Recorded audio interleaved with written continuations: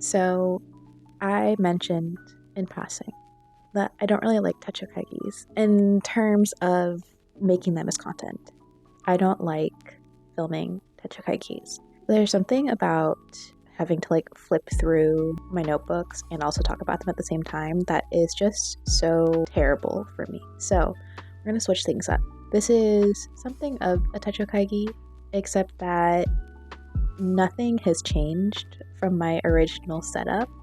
What I showed you all at the end of last year is exactly my setup. Because nothing has changed, it feels a little redundant to go back and show you the exact same thing. So if you are all interested in a flip through of those journals, more than happy to do that if there's interest.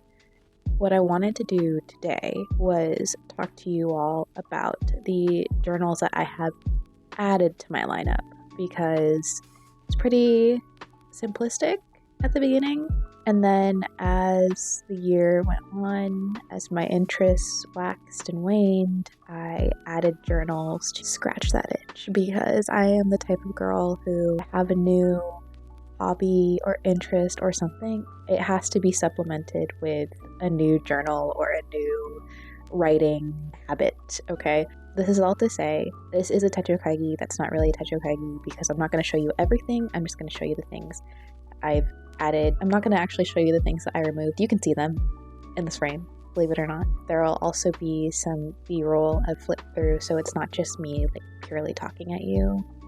If you survived my 40-minute video talking about some of my favorite books of all time, I'm going to give you a bit of a reprieve with this video.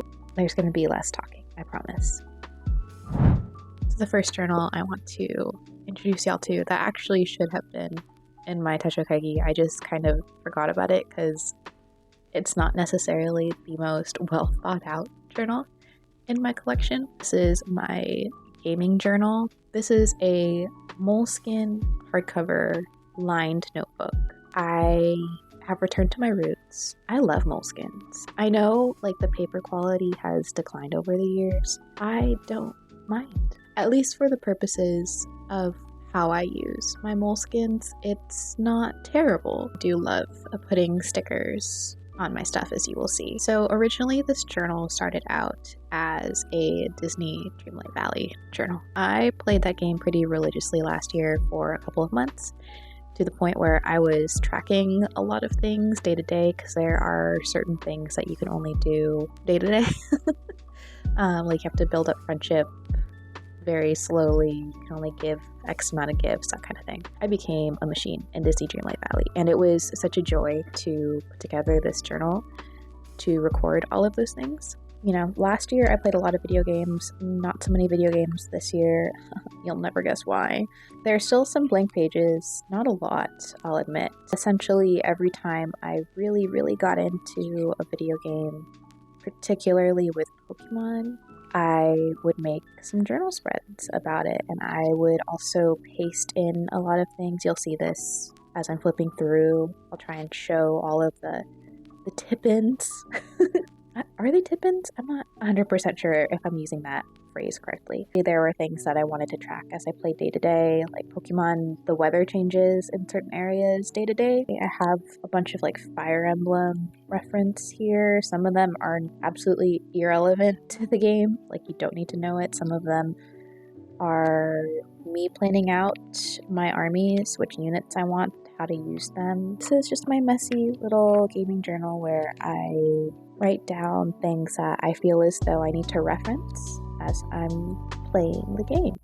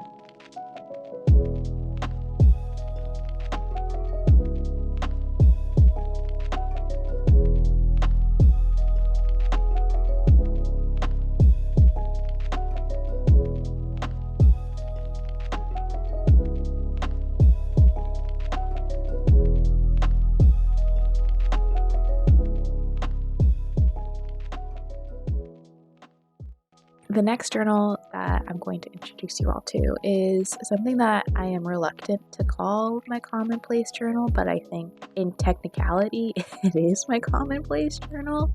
Okay. Ugh. Oh.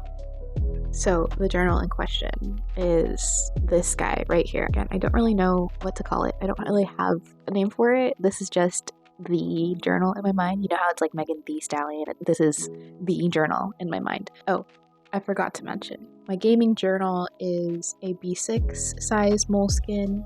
I don't know if it's actually called the B6 size. I think they might call it medium. And then this journal is a large size moleskin. It's also hardcover, but this one is grid. I do prefer grid, although my one gripe with moleskin is that their lines are pretty dark. This journal came about because I went through my breakup. I had a lot of things going through my head. And this is going to sound terrible, but basically after my breakup, I felt so free that I was too free, if that makes sense. There were just so many things that I wanted to pursue, so many things that I wanted to do, and I was so overwhelmed. My heart was soaring, and I didn't know how to contain it. And so I sought comfort in the best way that I know, which is to make a journal for it.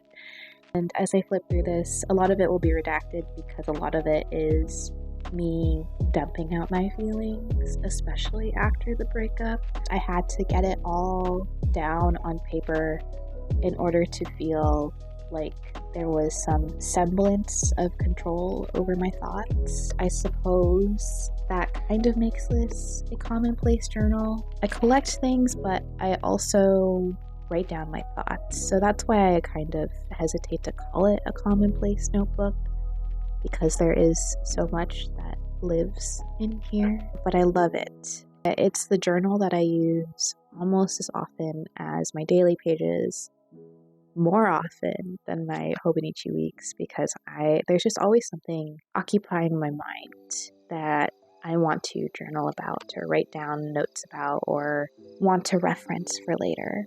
I do have something of a legend. I started out with these really cute stickers from Daiso, but I quickly ran out of those stickers and I was like, oh no. And so I looked in my collection. I found these stickers from Randy Dot Plans that match the Hobonichi colors for the journals that do have colors for each month. And so I've just been using those because I ordered a buttload. And I think that will last me quite a while, and if not, I feel pretty confident that I could just go back to Randy's shop and get something similar. Another thing is that I have a queue of things I want to journal about.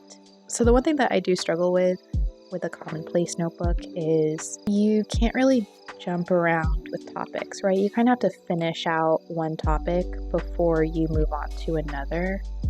But I am the kind of person who reads a lot of different things at once, and so there's a lot of different things that have my brain in a chokehold, to say it least. This has been good and bad in reflection.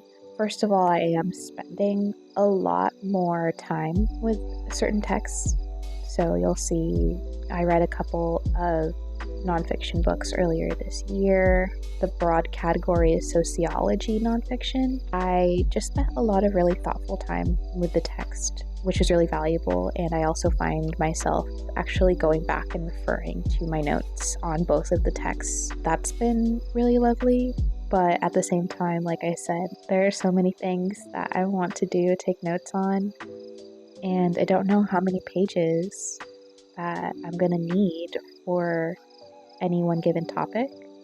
And so it's not like I can just go a few pages ahead and start a new special interest spread, I suppose you can call them. I have to finish what I'm looking at. So again, for example, I was stuck for a really long time on the introduction for my copy of Test of the D'Urbervilles because there's just a lot of context to not only like the text itself because of the way that the book was published, and I'll talk about this probably in a video because I love this book a lot so far, and it's just so rich in history and context and what Hardy was trying to say with this text in particular.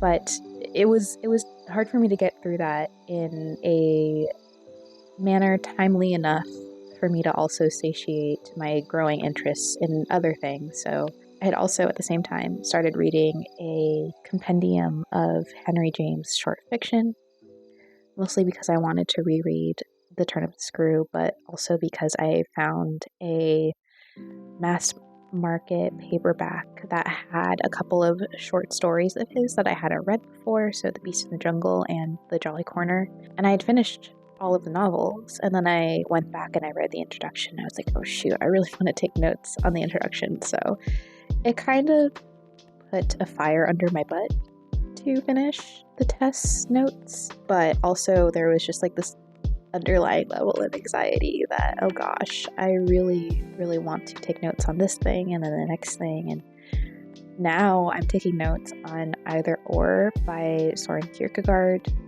which is a text you really need to spend a lot of time with.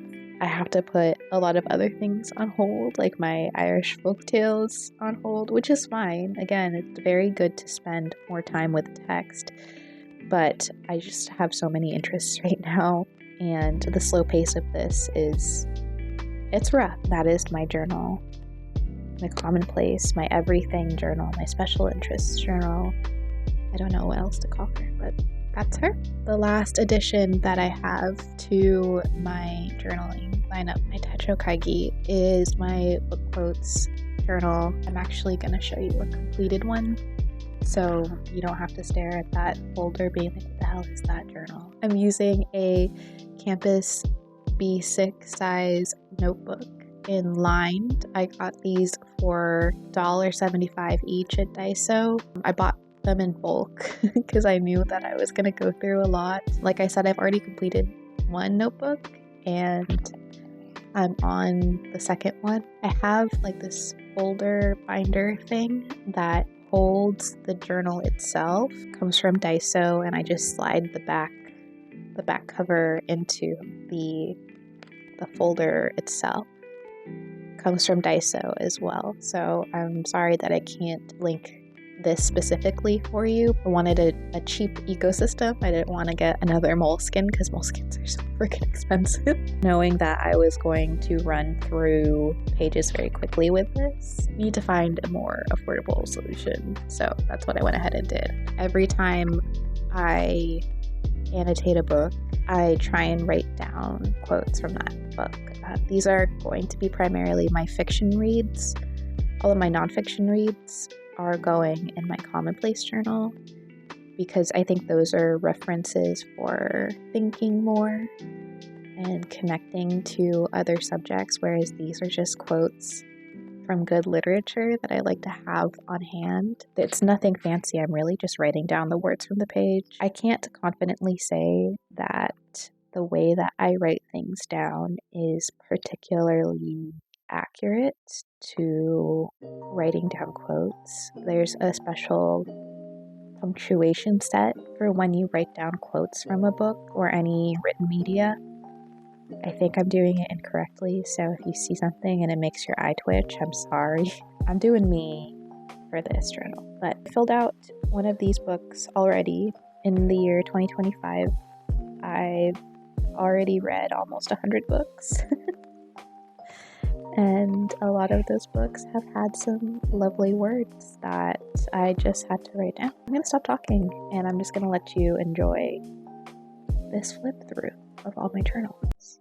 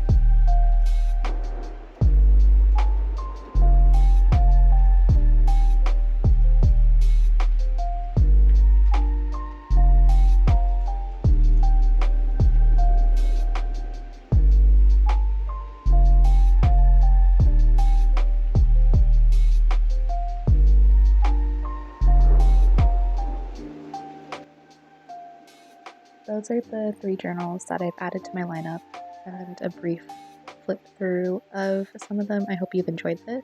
Honestly, I am so happy that I added these to my lineup. It feels like a really nice round out given all of the media I consume and all of the journaling that I like to do. It's just been a nice little addition. If you track your media in journal form, be really interested to hear what you do. There's a lot of different kinds of journals out there. People have like dedicated book journals, and dedicated TV journals, movie journals, and music journals. Some people do commonplace books where they also just talk about their media consumption. So whatever you do, let me know. I always love hearing what y'all are up to.